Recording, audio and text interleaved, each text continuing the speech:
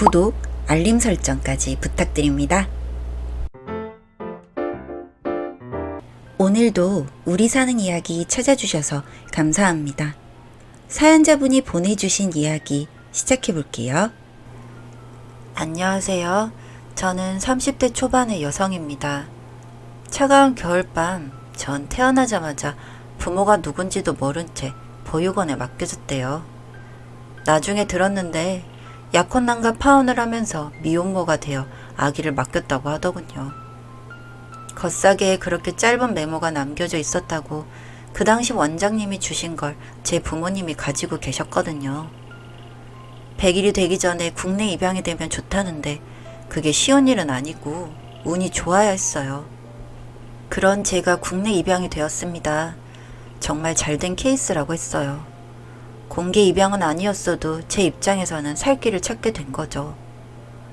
제 양부모님은 저를 아껴주시고 물심양면 뭐든지 지원해 주셨습니다. 10년 동안이나 아기가 생기지 않아서 저를 입양한 거라 친부모 이상으로 저를 잘 키워주셨습니다. 제가 친자가 아니라는 걸 알게 된 건 작은 엄마라는 분이 집에 오셔서 얘기를 나누다가 듣게 되었는데 더 늦기 전에 아이를 가져보라는 이야기를 들었습니다. 그때 나이가 7살이었는데 너무나 슬프고 서러운데 말할 상대가 없어서 이불을 덮어쓰고 매일 울었습니다. 누구한테 털어놓고 싶었지만 아무도 제 옆엔 없었어요. 하늘 아래 고아라는 건 정말 외로운 신세였고 그때의 마음으로는 친엄마가 살아있다면 한 번이라도 보고 싶었습니다. 복잡한 속사정을 양부모님께 털어놓을 수도 없었으니까요. 그때만큼은 그동안은 날 버려서 믿기만 했던 친엄마에게도 분명히 어쩔 수 없었던 사정이 있었을 거라는 생각까지 들었을 정도로 외로웠던 것 같습니다. 학교도 가기 싫고 밥도 먹기 싫어서 떼를 쓰다가 처음으로 야단을 맞기도 했습니다. 그래도 차마 그 사실을 입 밖으로 내었다간 쫓겨날 것 같아서 티를 내지 못했습니다. 그런데 어느 날 양어머니가 냉장고 문을 열면서 구토를 하기 시작했어요. 나중에 들은 얘기로는 그것을 입덧이라고 하면서 아기를 가지면 나타나는 증세라고 했습니다. 전 두려웠습니다. 혹시나 양어머니 아기가 태어나면 제가 버림받을 것 같아서요. 제가 예민한 탓도 있었겠지만 저 같은 입장이라면 누구나 그랬을 거예요. 그때까지만 해도 양부모님과 저와의 관계는 나쁘지 않았습니다. 학원도 바래다 주시고 끝나면 맛있는 것도 사주셨고 백화점도 가서 예쁜 옷도 사주시고 그랬답니다. 그렇게 양어머니의 산달이 다가올수록 양아버지는 아기방을 꾸미느라 여념이 없으셨어요. 전 마음 한가운데 점점 상실감과 소외감이 느껴져서 혼자 울기도 했습니다. 막연한 두려움이 절 그렇게 만들었던 것 같아요. 그러다가 예쁜 아기가 태어났고 딸이었습니다. 두 분은 제가 있는지도 모를 정도로 아기에 푹 빠져서 매일같이 들여다보고 이뻐하셨죠. 원래도 첫째 아래에 동생이 태어나면 그 사랑을 빼앗겨서 질투를 하곤 한다는데 저는 그나마도 데려다 키운 자식인데 오죽하겠어요. 정말 제 운명이 가혹하다는 생각을 하게 되었습니다. 그러던 중 동생의 100일이 며칠 안 남았을 때 그날은 하필 제 생일이었어요. 비록 진짜 생일은 아니었고 보육원에 들어온 날을 생일로 했기 때문에 저에게는 나름 뜻깊은 날이었는데 아무도 절 기억해주지 않았습니다. 슬퍼서 눈물이 났지만 그래도 여태 저를 행복하게 해주셨고 잘 키워주셔서 고맙다고 생각하고 있었기 때문에 그날은 그럴 수도 있다 생각하고 넘어갔어요. 그런데 며칠 후 아기 백인잔치를 하면서 저에 대해서 친척들에게 소개하는 것을 꺼리는 느낌을 받았습니다. 제가 입양하라는 사실을 알게 된 이후로 저는 눈치를 많이 보는 아이가 되었었고 그래서 부모님이 어떤 마음인지 잘 알 수 있었습니다. 사실 처음 뵙는 분들이고 저에 대해서 별 관심을 두지 않으셨어요. 오로지 모든 관심은 새로 태어난 제 동생에게 쏠려 있었습니다. 100일 잔치가 끝나고 집으로 들어와 혼자 울면서 슬픔을 사겼습니다. 그러다 잠이 들었는데 화장실에 가고 싶어서 잠시 깼는데 하필 그때 듣지 말아야 할 말을 듣고야 말았습니다. 바로 저를 파양시키겠다는 양아버지의 말씀이었죠. 제가 자는 줄 알고 하신 말씀이었는데 저는 피가 거꾸로 솟는 줄 알았습니다. 저는 내쫓기만 갈 곳도 없고 나이가 많아서 다시 입양될 수도 없었으니 어쩌면 사형 선고나 다름없었으니까요.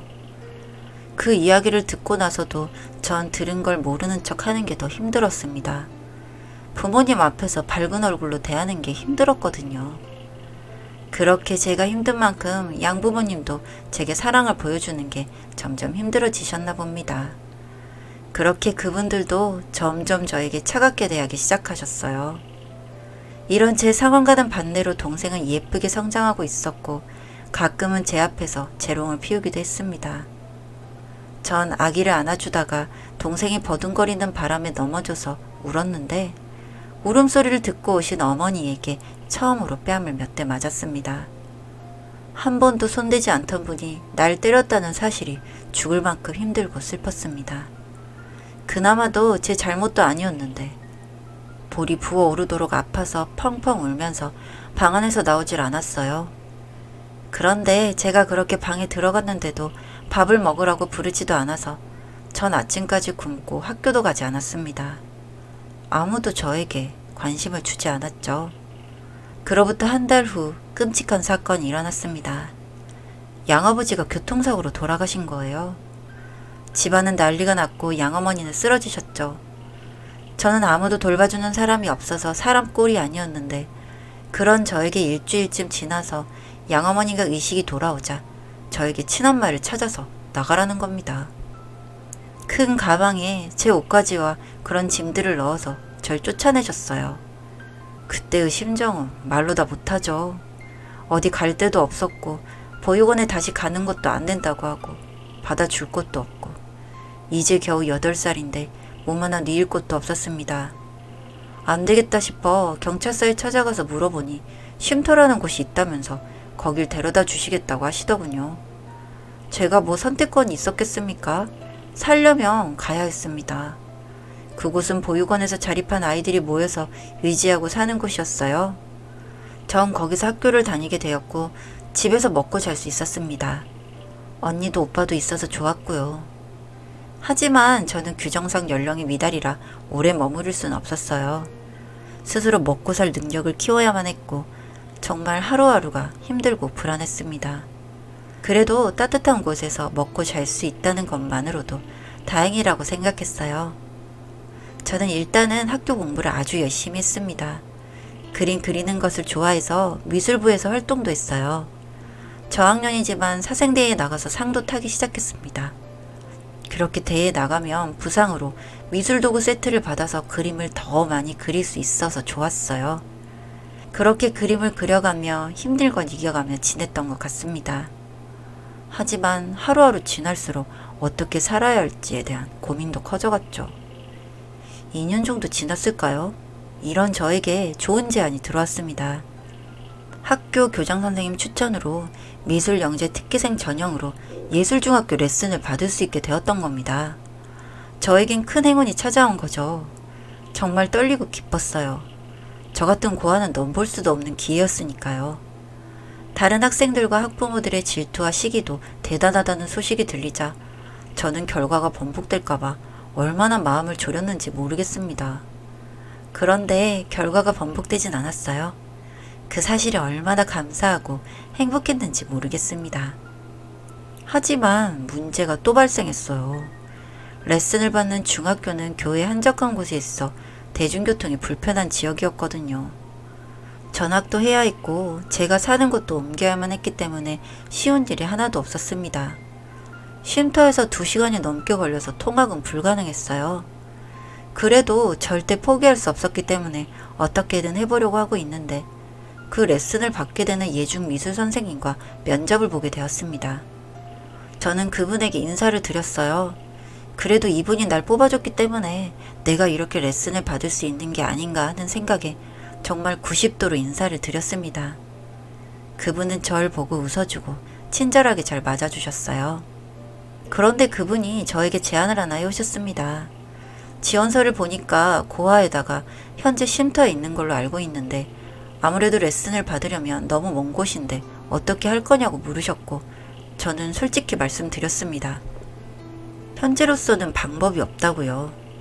그런데 그분이 자신은 혼자 지내고 있으니까 자기 집에서 당분간 머무르면서 중학교 레슨을 받을 수 있게 해주겠다고 하시는 겁니다.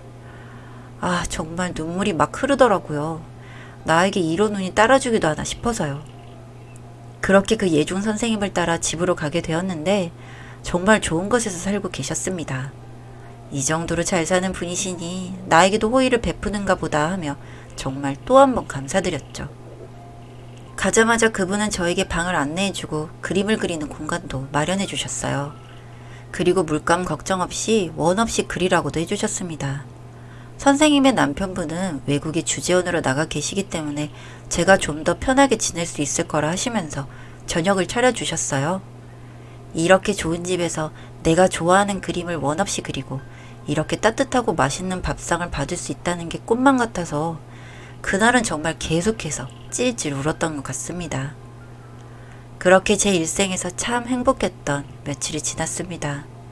마음 편하게 누워서 잘 곳이 있다는 게, 내가 돌아가 누울 곳이 있다는 게 이렇게나 좋은 것인 줄 몰랐어요. 그렇게 지내던 저에게 갑자기 미술 선생님이 할 말이 있다고 하시며 조용히 저를 부르셨습니다. 혹시나 이 레슨을 이제 그만하신다는 건가 싶어서 마음이 철렁 내려앉았어요. 그런데 저는 충격적인 이야기를 듣게 되었습니다. 미술 선생님은 저에게 산모수적과 친자 확인서를 보여주셨어요. 왜 이런 걸 나에게 보여주는 건가 어리둥절하게 앉아있는데 선생님이 이야기를 시작하셨어요. 지희야, 내 아가야. 내가 네 엄마야.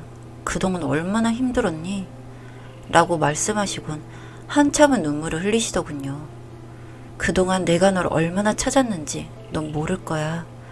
변명같이 들릴지 모르겠지만 널 만나기 위해 나는 정말 애를 많이 썼단다. 그런데 워낙 어릴 때 입양을 가버렸다는 널 찾을 수가 없었어.